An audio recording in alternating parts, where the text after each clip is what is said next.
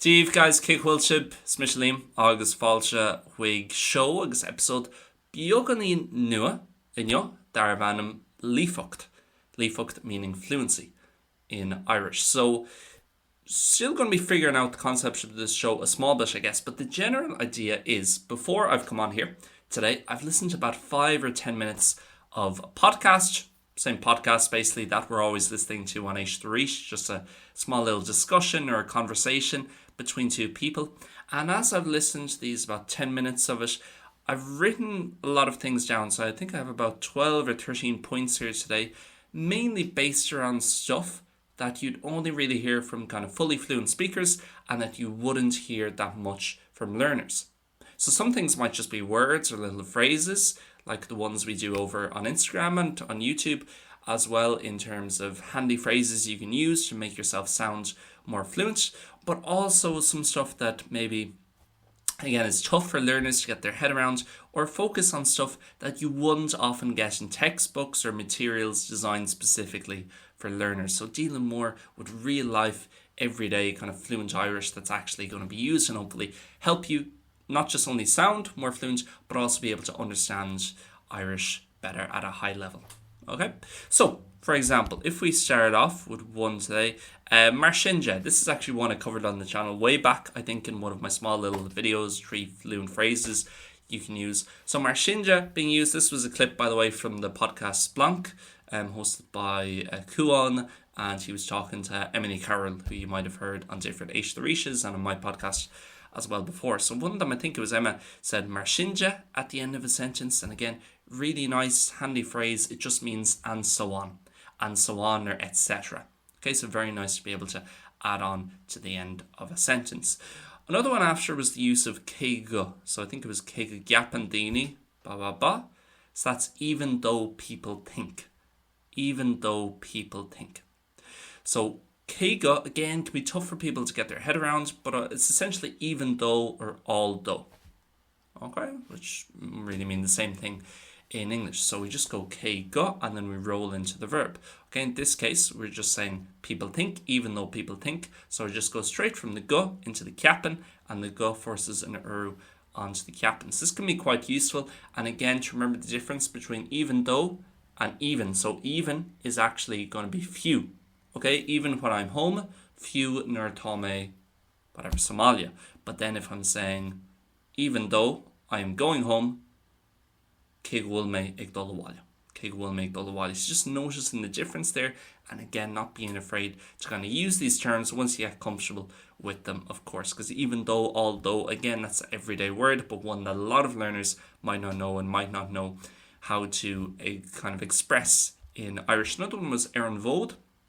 Erin Vode can be tough to translate. I guess it means kind of on the scene in English. So if you were talking about, let's say, Taylor Swift, for example, you could say, oh, tá Taylor Swift Erin Vode le some cúig bliana déag inis. Taylor Swift has kind of been, I suppose in English you'd sometimes say on the scene, but it's a bit more slang. So it's on the scene, about, around. She's been kind of in the public domain for about 15 years, you could say.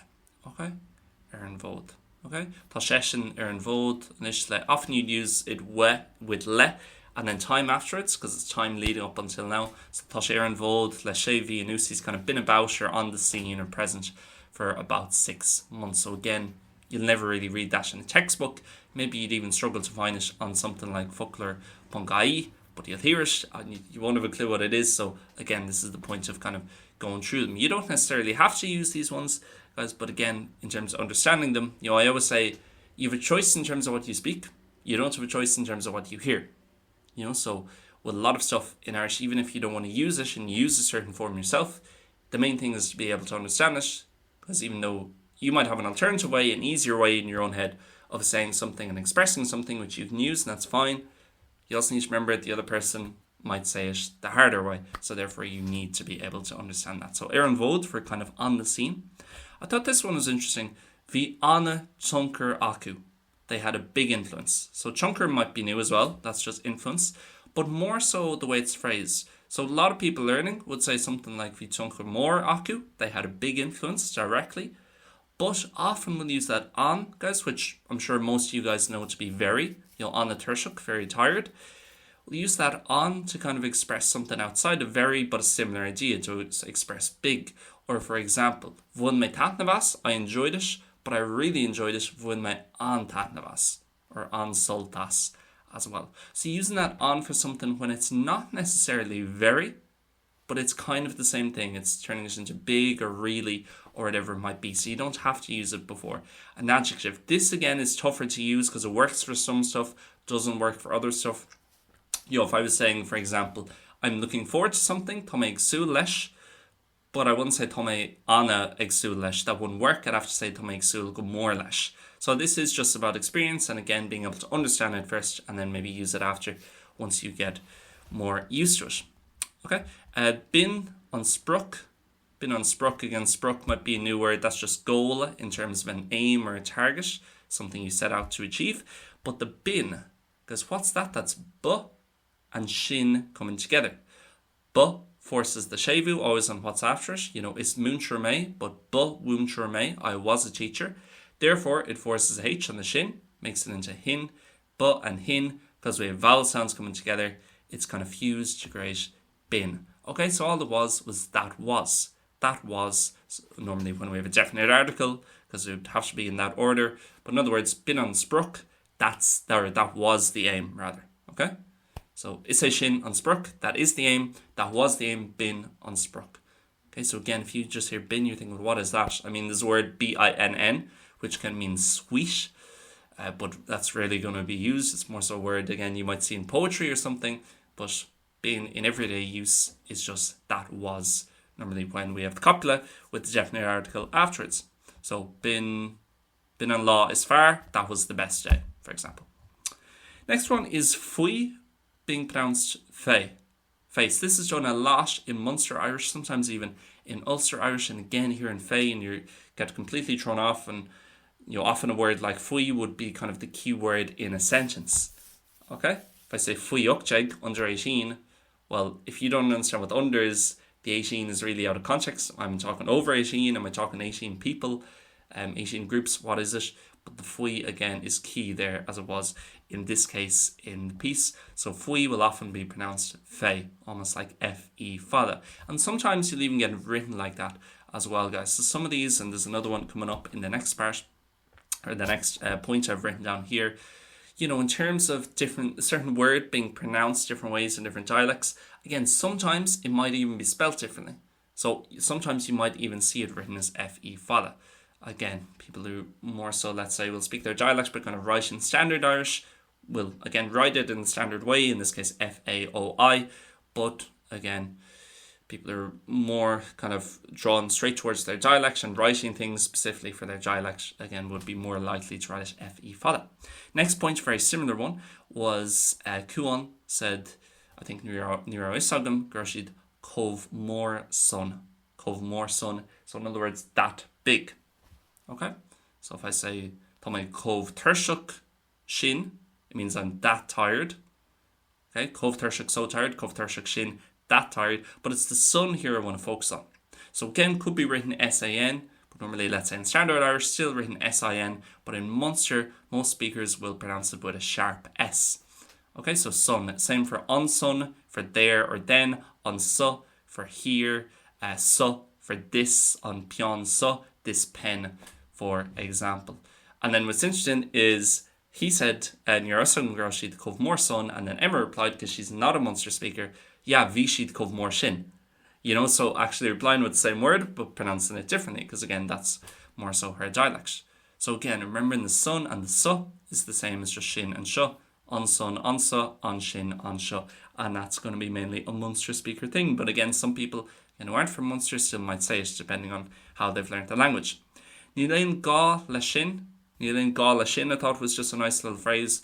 Ga meaning necessity. You might know it from isgadam, one of the many ways of saying I have to or I need to. So in other words, it's a necessity for me, therefore I have to do it. So nílain ga la shin, there's no need for that, essentially.